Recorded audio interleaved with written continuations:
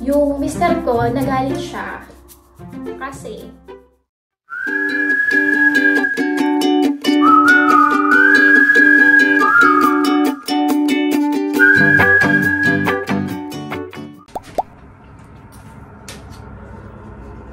Hi everyone! Welcome back po sa aming channel. It's Monday today. So, happy Monday everyone! Inaantay lang namin ngayon si Mister kasi mga ano na daw siya makakauwi. Mga 3 or 4 p.m. Kasi masyadong maraming trabaho ngayong week. Hindi katulad ng mga nakaraang linggo, Sunday pa lang nakauwi na siya. So, ayan, get ready with me tayo. May pag-get ready with me na. Para naman hindi tayo mukhang haggard-haggardan sa ating video. So, ito, maglalagay lang tayo ng toner. Kakagising ko lang, pero maglagay tayo nito para naman medyo presentable tayo sa ating video. So, ito yung toner. Tapos, meron din ako nitong vitamin C serum. Nung dalaga ako, mas madami akong nilalagay sa mukha ko. Kasi marami akong time. Pero dahil tayo ay nanay na, talagang as much as possible, kailangan mabilisan. Pero syempre, hindi pa rin natin kailangan kalimutan yung ating mga skincare. Lalo na pagka nagkakaedad na. Kagaya ko, diba, 38 years old na ako. So, syempre, dapat alagaan ang ating skin. Nagre-retinol din ako kasi maganda siya. Kaya lang, tumigil ako nitong, siguro mga ilang weeks na akong tumigil paggamit ng retinol. Kasi, ala ko, buntis ako. Bawal mag-retinol pagka buntis ka. Pero dahil nagkaroon ako kahapon, so, mag-start ulit ako gumamit ng retinol. Maganda kasi talaga siya sa skin. Pero, dapat yun? Medyo careful kapag gamit. Iti-test mo muna kung magkakaroon ng reaction yung skin mo. Kasi medyo matapang siya. Pero pag wala namang reaction, ayun, pwede ba na siyang ituloy-tuloy? Meron na naman ako ditong patubong pimple kasi nga, it's the time of the month. So ito, gumagamit din ako nitong Biotin. Galing pa to sa Pilipinas. Ang tagal na nito. December kami dumating. Hanggang ngayon, meron pa rin siya. Hyaluronic Gold. Ayan. Tapos magkilay tayo. Kasi yung kilay ko, wala akong kilay eh. Nung bata pa ako, yung kilay ko makapal. Kaya lang, di ba, pag nung may time, nung siguro mga ako nun, high school or college na, di ba, may parang uso yung manipis yung kilay. Ngayon na lang, recently na lang bumalik yung pakapala ng kilay. So, yun, nagsisi ako bakit ko siya inahit. Kaya ngayon, ayan, kailangan mag-kilay. Hindi pa naman ako marunong magkilay. Meron akong pinapanood din na vlogger. Panoorin nyo siya. Siya. Very jolly. Si Fretzy. Galing-galing niya mag-makeup. Madaming nanonood sa kanya kasi napaka-jolly niya. Diba? Sana all jolly. Taga California. Galing niya magkilay. Talagang nilalay niya lang na gano'n. Ako kasi hindi ako marunong, ko lang siya. Parang feel ko lang. Pagka na-feel na, okay na yan. Hindi rin kasi ako nagpo-full makeup. Kahit nung dalaga pa ako, hindi ako nagpo-full makeup. Kasi nga, hindi ako marunong mag-full makeup. Ito lang, nilaline ko lang yung kilay ko. Tinted moisturizer, BB cream. Minsan nagba-blush on ako pero hindi madalas. Tsaka lipstick. Yun, hindi rin ako marunong mag-eyeshadow. Mas, nag-i-invest ako sa skincare kasi nga, 'di ba? Pag nagkakaedad na talaga, kailangan Kailangan na nating alagaan ang ating skin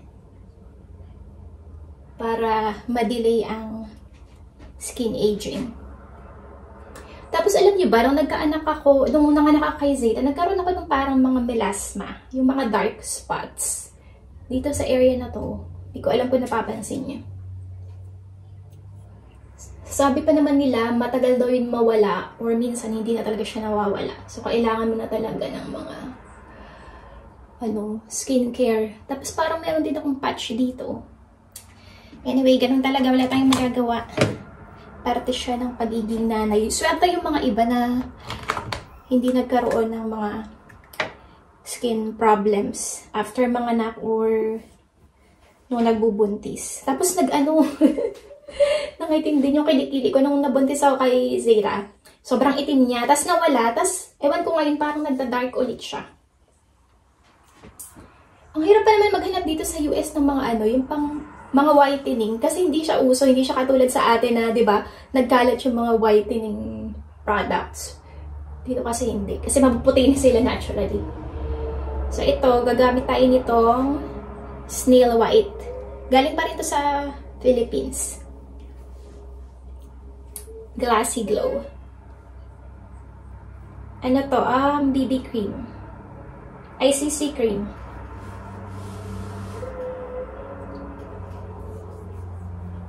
Konti lang kasi maliligo naman ako mamaya. Hindi pa ako naliligo. Mamaya ako maliligo pagkaligo ni Zera. Tapos sana dumating na si Mister para diretso na din kami ng Walmart.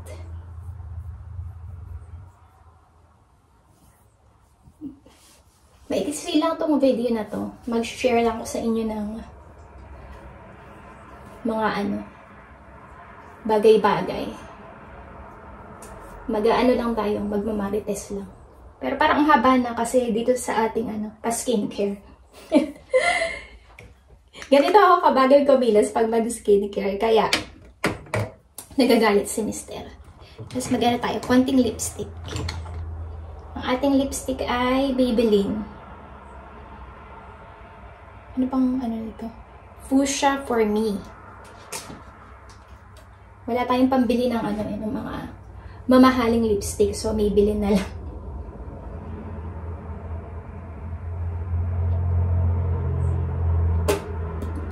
Yan.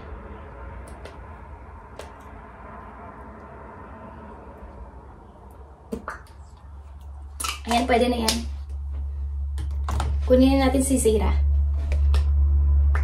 Parang wala naman nagbago. Ganun pa din. Anyway, kunin natin si Zera. Pakainin ko na si Zera.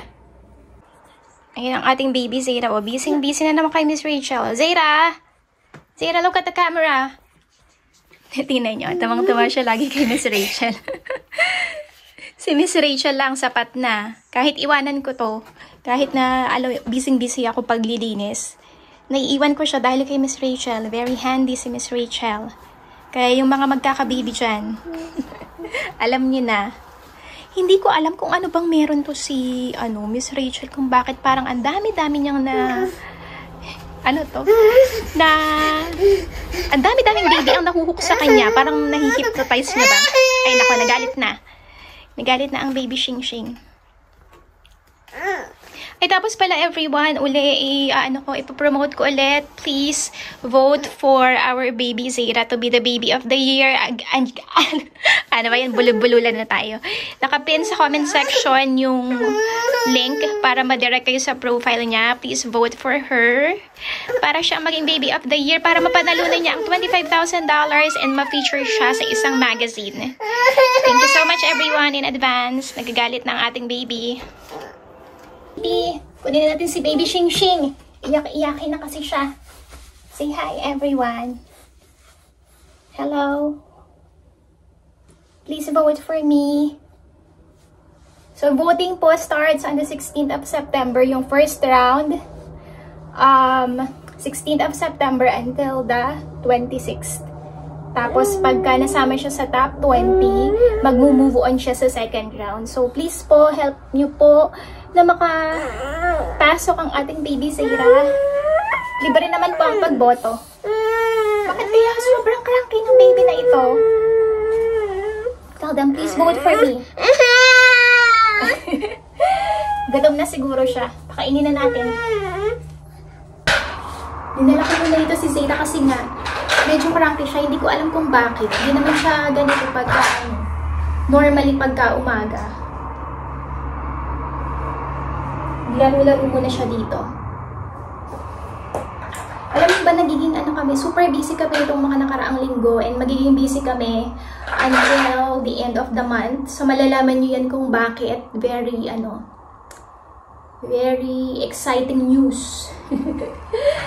Kasi nga, basta, sa mga susunod nating video, malalaman nyo kung bakit. Tapos alam nyo ba, kwento ko lang sa inyo, no? Magmaritesan tayo. Hi!